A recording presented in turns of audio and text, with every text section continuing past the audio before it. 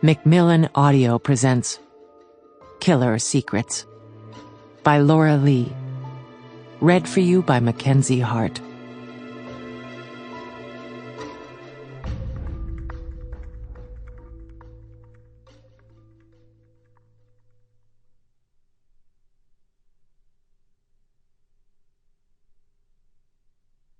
Prologue. Slipping into the ICU unit of the private military hospital wasn't an easy task. It would be considered insane from most men's point of view, even a SEAL's. But that was exactly what former Lieutenant Ian Richards of the Navy SEALs did.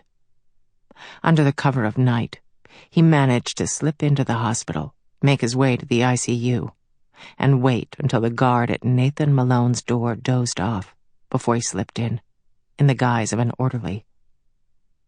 His first sight of his friend nearly stole his breath. Sweet Jesus.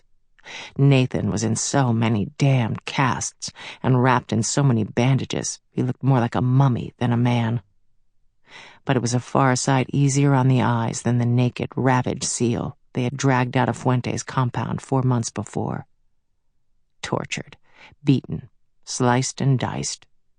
His face had been so disfigured it was hard to tell he was human, let alone the friend Ian had known for the better part of his life. How the hell Nathan had survived the 19 months in Fuentes' care, Ian couldn't even imagine. Drugged constantly on the powerful date rape drug known as whore's dust, and encouraged repeatedly to rape the women brought to him, Nathan had lived in hell. The reports they had gathered indicated he had never taken one of the women locked in the cells with him. But the doctors and psychologists working with him said he might never recover from the amount of drugs pumped into his system. Ian knew better. Nathan was strong. Too damn strong to let Fuentes win like this. But he had to be certain.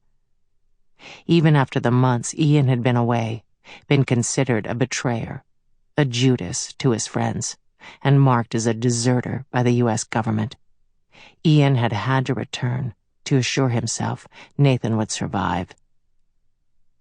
Ian moved to the bed, sliding between it and the curtain that had been pushed back to allow the guards to see all but a very small section of the area. Right by Nathan's head. His covered, wrapped head. Damn, buddy. Do you think they have you wrapped up tight enough? He asked his friend, knowing Nathan couldn't hear him, wishing he could. Hell, somehow he had gotten used to being on the inside of a team, rather than fighting alone to survive. He'd gotten used to the men he fought with, had grown to trust them, only to learn at the end of it he was fighting alone once again. Long ago, Nathan and his family had saved Ian and his mother's life.